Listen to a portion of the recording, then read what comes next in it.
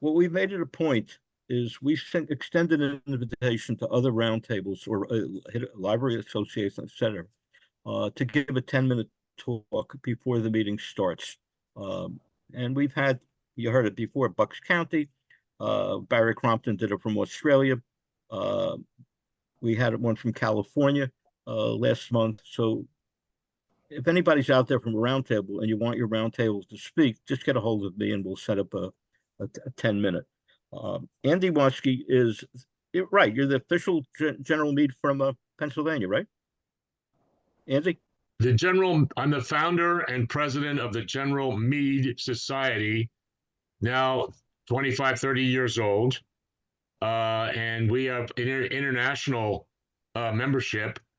And our mission is to promote the memory of the career and service of George G. Meade as one of the greatest Americans in history. And he was a famous engineer, specializing in the coastal survey. He did a number of boundary surveys. I mean, I could go on and on and on. But his greatest fame perhaps rests with the fact that he built 10 lighthouses, 3 in New Jersey and 7 in southern Florida. Barnegat Light, Absecon Light, Cape May Light, and then a whole series in southern Florida. He did surveys of, he was the superintendent of the survey of the Great Lakes for 5 years. Civil War, of course, interrupted. He was snatched out of obscurity. Civil War, he's a Mexican War veteran, of course, a Seminole War veteran. And he was promoted with the stroke of the pen of the governor of Pennsylvania, Andrew Gregg Curtin, from captain of the Corps of Engineers to become Brigadier General of Pennsylvania Volunteers in the Pennsylvania Reserve Corps. This was the origin of the Pennsylvania National Guard. And he eventually rose to command that division at Fredericksburg, and then eventually was raised and promoted to command the 5th Corps, Chancellorsville, and then 3 days before the Battle of Gettysburg, he was snatched from obscurity and ordered to take command of the Army of the Potomac at the greatest critical moment in American history up to that point. Lee was loose in Pennsylvania, and Meade was 30 miles south in Frederick, Maryland, and he was ordered, please, the plea went out, just stop Lee. So he took over command, he was able to stop Lee, and then the goalpost keeps getting pushed back further and further. Well, now pursue Lee, capture Lee, hang Lee, and end the rebellion. Well, he was pretty successful, and he did most of that, but he didn't capture Lee, and he didn't hang him. So the war did go on, and of course, he, being a humble man, he didn't care about politics. He wasn't interested in a political career. He was only interested in serving the nation and doing his duty to the best of his ability, which he did. And he was very humble, and he didn't get along well with this press. And I hope that doesn't happen in the future. And of course, he was vilified because of that, and doesn't get the credit that he deserves. After the Civil War, of course, he was named 3rd in seniority in the Union Army, after Grant being number 1, Sherman number 2, and Meade number 3. And he was passed over by Grant for the lieutenant generalship when Grant was elected president. And he broke his heart, not because he was interested in promotion, but because he felt it was his right, because he had supported Grant and done everything for him, everything essentially that Grant was able to achieve as commander of the Army of the Potomac, of the United States Army, while he was stationed with Meade in the field, really came from in large part from General Meade. So General Meade should be on the $50 bill, but unfortunately Grant is, because Meade did all the work for him. So anyway, I founded, along with many supporters in Philadelphia and elsewhere, the General Meade Society, at the birthday of General Meade. We've been celebrating his birthday since 1990 on December 31st every year at his burial at Laurel Hill Cemetery in Philadelphia, beautiful cemetery in Philadelphia. There are 43 Civil War generals buried there. Thousands of Civil War veterans and many, many others, 10 admirals, 7 Medal of Honor recipients, on and on and on. And we celebrate his, and Rich Jankowski has been there many, many times, and others. And we also take care of that cemetery. The society tries to promote Civil War history, the memory of the veterans. We do Memorial Day. We do General Meade's birthday. We do the flags to put out on veterans' graves, on and on, in conjunction with co-sponsors such as the American Legion Post, the Benjamin Franklin Post at the Union League. The Union League supports us, and Wreaths Across America that we do, and so on and so forth. So we also have an annual history symposium, our 21st year this year. On April the 14th, we will be hosting a symposium on the Mexican War, training ground for Civil War commanders. And that will be held on Sunday, April the 14th at the Cannstatter Volksfestverein, which is a German catering venue up in Northeast Philadelphia.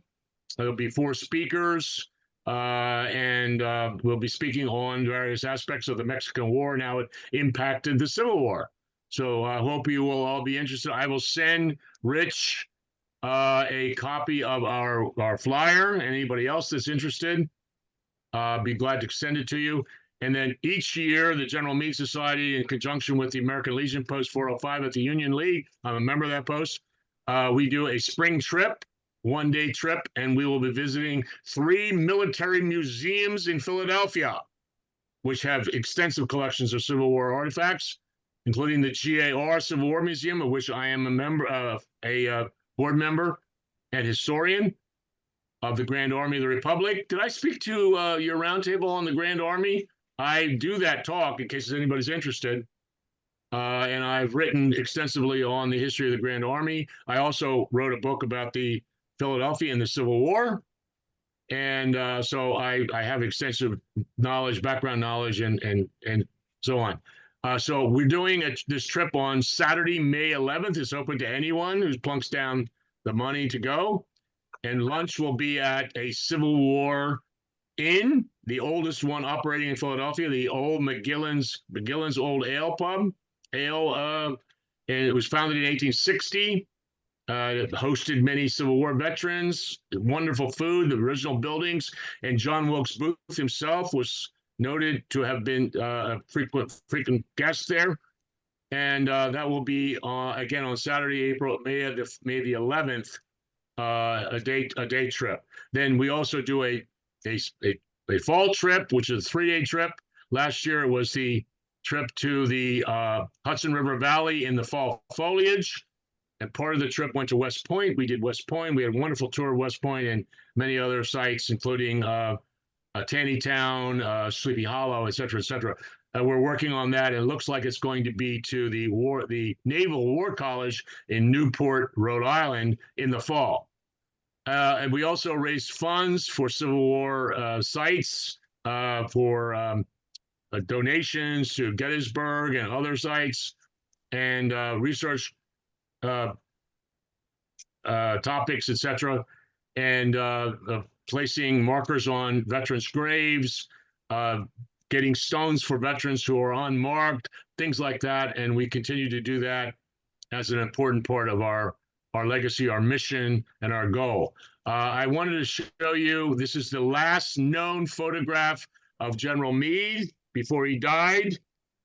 He was 56 years old. He was months short of his 57th birthday. And he looks like he's quite older than that. Of course, if you'd been shot through the lungs and the liver and survived, he died. And of course, he died on November the 6th, 1872. He was still serving as a Major General in the United States Army. He was in command of the Department of the Atlantic, headquartered in Philadelphia.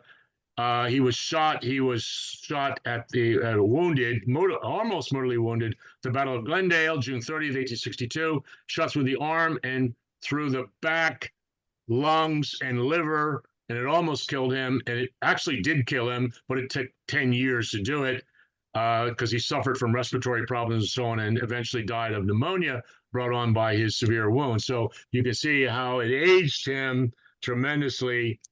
And that was the family auctioned off a lot of his artifacts and so on about 10 years ago, and I identified what they were, and I received this as a thank you for that. So we also have a little picture of Old Baldy, General Meade's warhorse, and of course that belonged to post number 1, the George Meade post, founded at the Union League in Philadelphia in 1866. The horse is still there, hanging around on a wall at the GAR Museum in Philadelphia. You're welcome to come and visit. We moved 2 years ago from Frankfurt up to Holmesburg, and it's a much smaller building. Unfortunately, we don't have the ability to give talks and lectures and some programs like we used to, but we are open, and it's at 8110 Frankfurt Avenue in Northeast Philadelphia. So just a few of the things I wanted to highlight. I wanted to thank you very, very much for coming on board here. Jennifer Murray, I know her well. We've been working together on her research work. I'm looking very forward greatly to what she's going to, her magnus opum, that will be a complete biography of Meade. It's very necessary, I think, because he's a much unappreciated, even though he's getting more and more recognition. Masterson Brown, of course, wrote that brilliant book on the Gettysburg campaign from Meade's perspective, and of course his brilliant pursuit of Lee. The canard that he didn't pursue Lee is a true canard, a lie. He mounted a tremendous pursuit of Lee, and unfortunately, Lee was able to escape across. I mean, Lee was a brilliant commander. I mean, give him some credit. But he did capture and either kill or wound all the rear guard that was left behind under Pettigrew when they crossed the Potomac at Falling Waters. So thank you. I don't want to take any more time. I don't know how long I could go